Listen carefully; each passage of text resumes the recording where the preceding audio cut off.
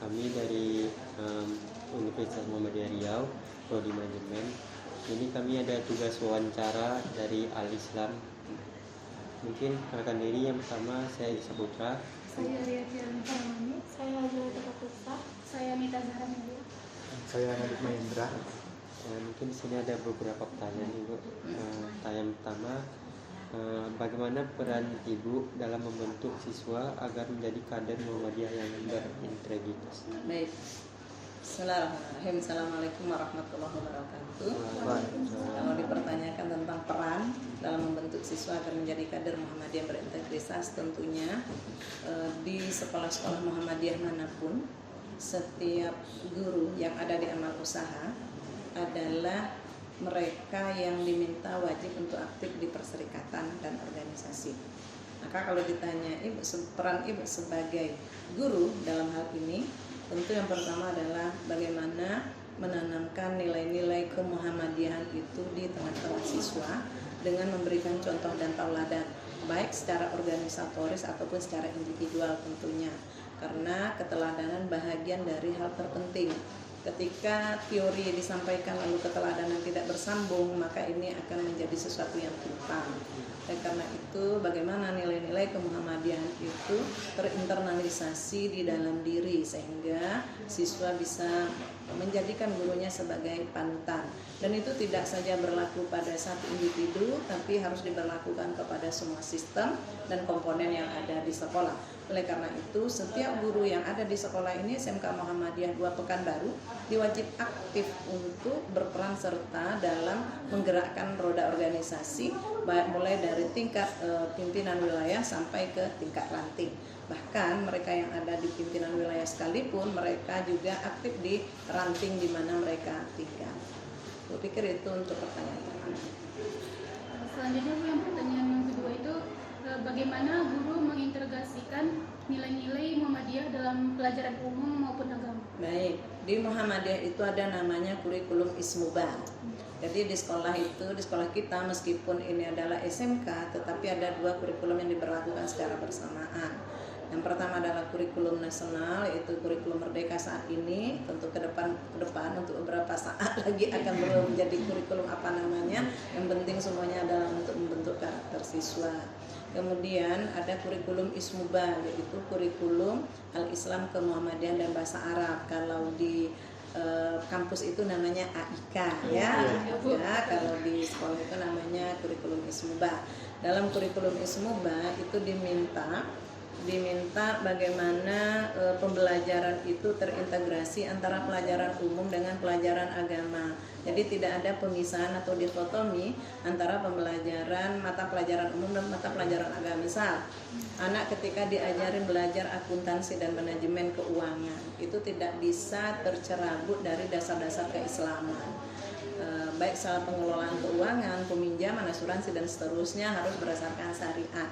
Karena memang di Muhammadiyah itu punya program dan kurikulum yang wajib terintegrasi, tidak bisa pelajaran umum itu tercerabut dari nilai agama. Karena di Muhammadiyah itu bahwa apapun mata pelajarannya dasarnya adalah agama. Dasarnya pasti Al-Quran dan Sunnah Al-Maqbulah yang di breakdown ke dalam teori-teori umum. Begitu kira-kira. Berikutnya apa pertanyaannya? Baik Bu, selanjutnya bagaimana sinergi antara sekolah dan organisasi Muhammadiyah dalam membangun karakter siswa yang berkemajuan? Ya, di antara kegiatan-kegiatan yang melibatkan siswa dalam keorganisasian itu, ya di antaranya adalah kegiatan-kegiatan rutinitas organisasi itu biasanya melibatkan siswa, baik melibatkan guru atau melibatkan siswa semuanya. Kemudian di tingkat sekolah itu ada program. Kepala sekolah itu kan punya tugas wajib, selain dari dia sebagai leader, dia juga sebagai penyambung pesan organisasi dalam merealisasikan program perserikatan.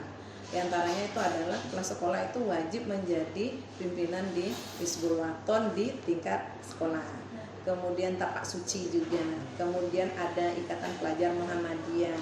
Nah ini bahagian-bahagian yang dan kegiatan-kegiatan yang wajib dilaksanakan oleh sekolah, dan ini bukan pilihan tetapi ini menjadi sesuatu yang wajib dilaksanakan oleh sekolah.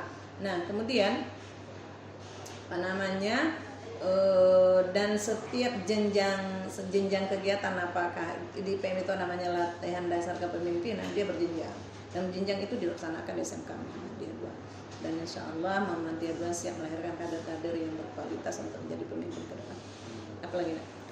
Pertanyaan berikutnya, Bu, apa saja program unggulan yang ditawarkan oleh sekolah? Ya, program unggulan yang pertama adalah kalau untuk di bidang keislaman itu, meskipun dia ekstrakurikuler ya, tahfizul Quran, karena alumni pondok pesantren itu masuk yang banyak masuk di kelas sekolah kita, maka mereka kita wadahi dengan tahfizul Quran. Jadi bagi mereka-mereka yang punya tambahan, yang mereka lulus di seleksi untuk tahfizul Quran, kita berikan beasiswa, ada yang setahun, ada yang 6 bulan, ada yang 3 bulan, ada yang sebulan, tergantung dengan jumlah kemampuan mereka menghafal. Lalu nanti setelah di sekolah mereka nambah itu kita reward lagi gitu. Nah, kemudian juga kita tahu bahwa di sekolah kita kan ada kegiatan pembiasaan namanya dalam kurikulum Muhammadiyah itu Ismubah itu. Kegiatan pembiasaan itu apa ya? Sholat berjamaah itu kita wajib di zuhur, kemudian di pagi hari duha ya walaupun tidak wajib tapi kita rutin. Kemudian infak sodako yang kita laksanakan 3 kali sepekan, yang 6 itu kita distribusikan untuk yang berhak menerima. Kemudian ada sholat sunat rawatib apabila sholat zuhur dan pada sholat zuhur. Terus ada lagi nanti ke depan itu himbauan puasa Senin Kamis. Kalau sekarang ini belum ditekankan betul layaknya duha, tetapi ke depan nanti akan ada puasa berjamaah gitu untuk Senin Kamis meskipun dia sunnah. Kemudian ada lagi tilawah sebelum belajar dan tilawah di hari Jumat. Kemudian ada juga pembinaan muhadharah yang itu menjadi program pembiasaan yang dari pusat. Jadi program-program pembiasaan dari pusat itu insya Allah di sekolah kita sudah kita jalankan. Apalagi saat ini kita sekolah berazam ya, berkeinginan untuk menjadi sekolah unggul seperti yang ditawarkan oleh pimpinan pusat Muhammadiyah. Ada lagi? Mungkin berikutnya nih pertanyaan terakhir nih Bu. Apakah fasilitas sekolah ini cukup memadai untuk menunjang pembelajaran siswa? Ya, Anda sebagai salah satu alumni tentunya di sekolah ini Anda sudah merasakan. Insya Allah setelah kita setiap jurusan itu memiliki laboratorium, kemudian kelas, kemudian alat-alat penunjang lainnya, kemudian juga kegiatan-kegiatan ekstrakurikuler yang saling bersinergi antara kegiatan intra dan kegiatan ekstra. Saat ini kita punya 2 jurusan, yaitu jurusan baru maksudnya. Sebelumnya kan 6 jurusan manajemen. Nah, ini kita punya 8 jurusan, ada 2 penambahan yaitu kuliner dan farmasi.